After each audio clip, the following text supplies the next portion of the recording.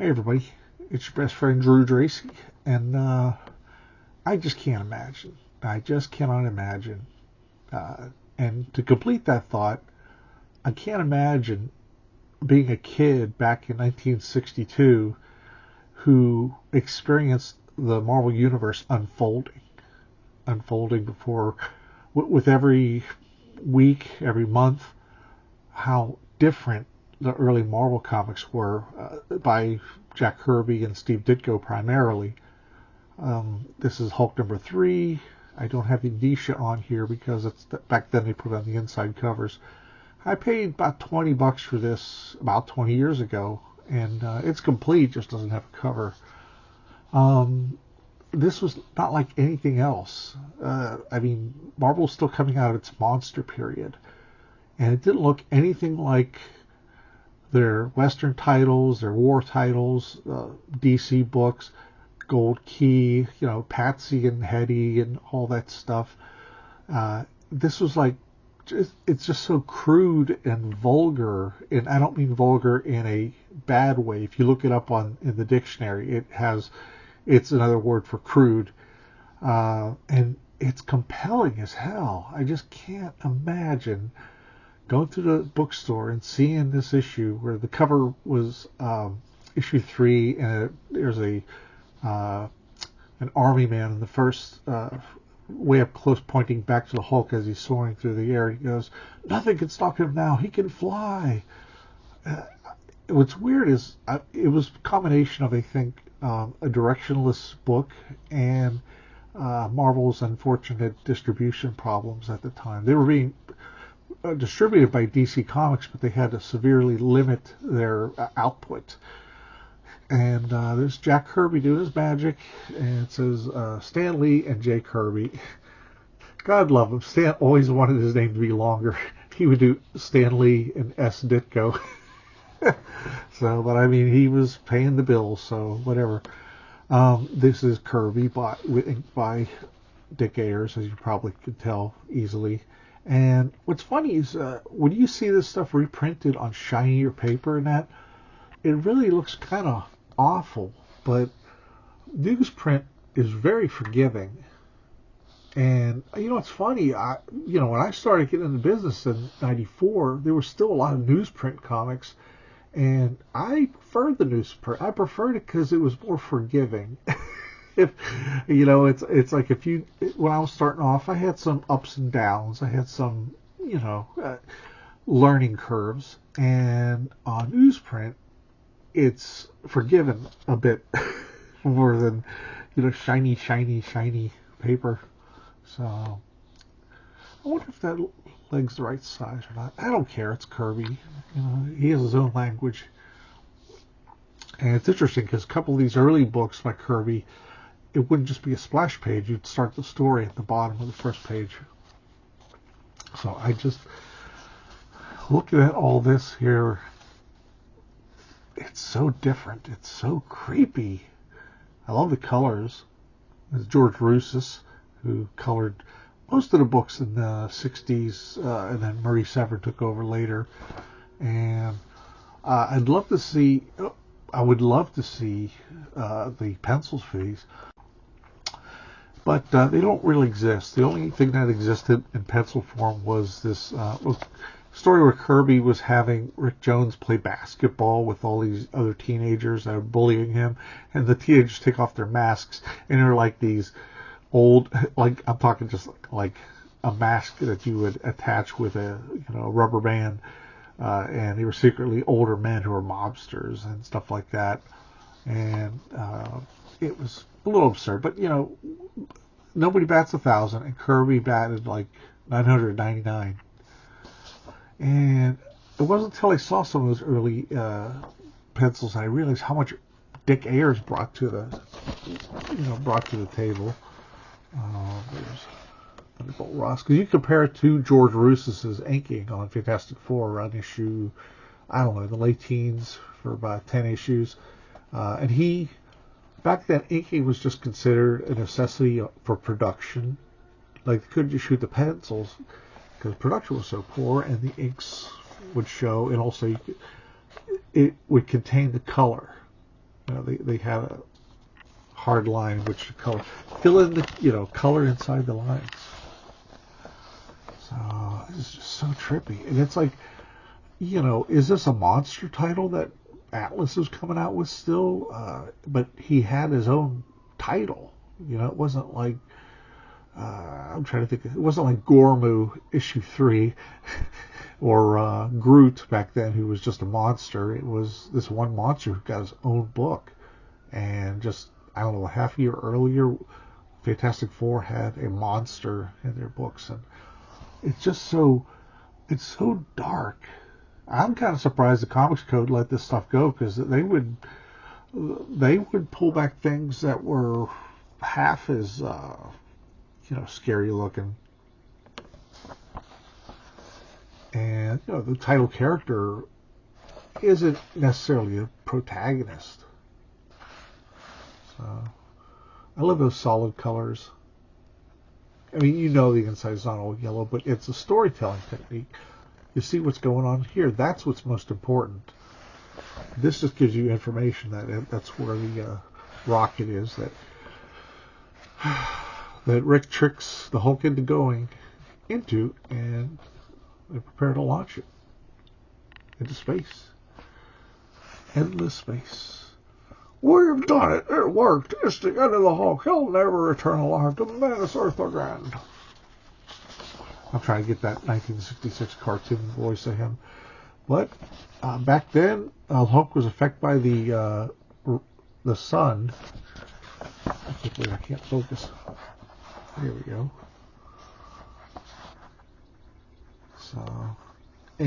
So what happens? He changes back into Bruce Banner. Okay, we get real close. There we go. And see the color bleeding? Like on Bruce Banner's finger, right underneath the word "what," it's off register. A lot of it's off register. But it's funny because I will reread comics from my youth, like in the 70s, and a lot of colors off register, but the story and the storytelling and the art in the form of art, made me not even pay attention to it. I Do the Right Thing by Doomed, Dr. Banner. Different kind of lettering than the standard lettering, so that's like a last minute addition or change. So he's like, what? He overhears, he thought they were going to cure Banner. He was kind of dopey at the time. Even though Rick Jones pretty much lived on his own since he was a teenager, he was pretty canny. This time he wasn't. It was a trap. They tricked me. It was the only way that they could remove the menace of the Hulk, but I can't let them do it. They don't realize that he isn't just an inhuman monster to be destroyed. Comes a capsule. And that's just plain, he's just plain scary. Oh, by the way, the true origin of the Hulk as far as a character in comics, there was this legend in the late 70s when the Hulk got his own TV show. It was, Stan told some story about, he read an article about some mother whose kid was trapped underneath a car, and she managed to get enough strength to tip it over and save the kid. And that turned out to be a bunch of baloney. It was a good story to tell to promote the show, but the fact of the matter is, there is a book called Pure Images that came out from Greg Teakson's. He published it in 1990, I think it was, or 1991. It was the Aurora model kits came out. They used the Universal monsters, who really hadn't been much of a, IP, intellectual property at the time, but they brought it back because it was getting shown on a lot of UHF channels, which was usually like Channel 53 or Channel 22 in Pittsburgh. It was the one where you always had to like adjust the knobs to try, because the signal would come in and out of different ways. But the one that sold the best was Frankenstein. So this book essentially was kind of like in response. He said, well, that Frankenstein model is selling great guns, so they decided to do their version of it, which was a green skin monster, but it was actually a person, not someone who's put together patchwork wise. So just to straighten out the record.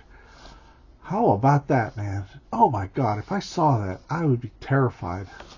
I mean, if I was him, but even so, it's terrifying. You look at this page and you think that the Hulk's going to kill Rick Jones out of revenge. Whoops.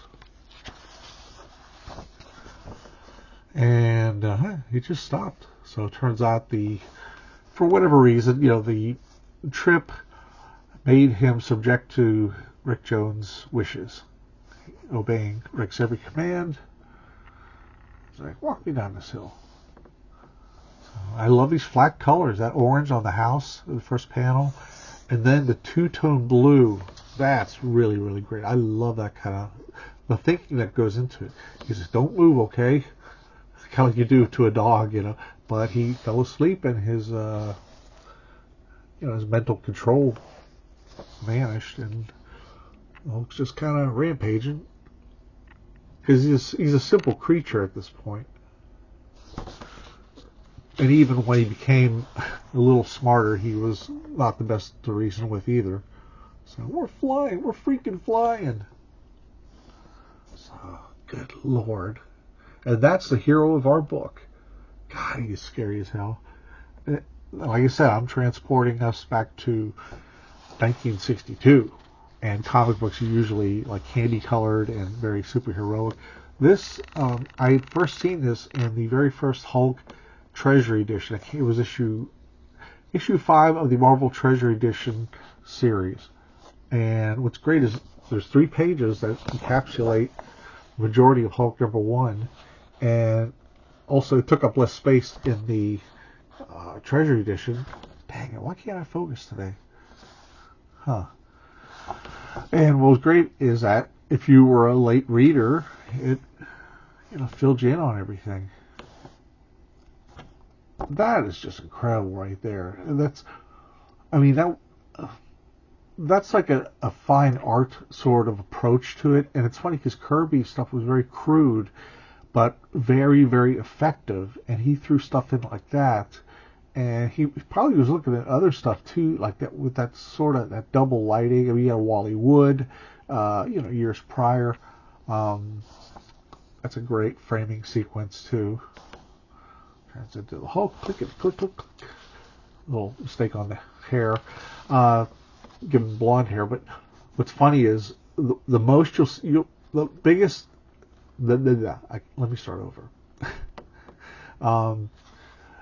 Hair color on Bruce Banner and Rick were pretty stable, but the one character in all of comics, at least during the Silver and Bronze Age, were Alicia Masters.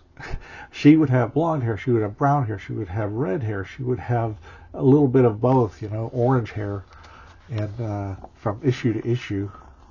But wow. And somehow down in New Mexico, they create this vault, a massive prison under the sea, a prison which was created to house the Hulk, from which even he could not escape. I'll open the door when it's daylight. Until then, you'll have to stay there for your own good. And how long will the concrete door hold? By the way, on the outside, the other walls are surrounded by a lake, so you have the water pressure keeping that wall up. Luring Master.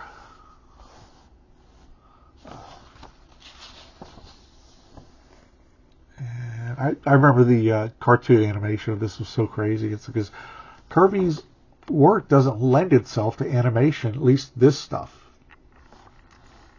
And so he hypnotized everybody to take the money and everything. Bruno, it's almost too easy. Just keep paddling, doll.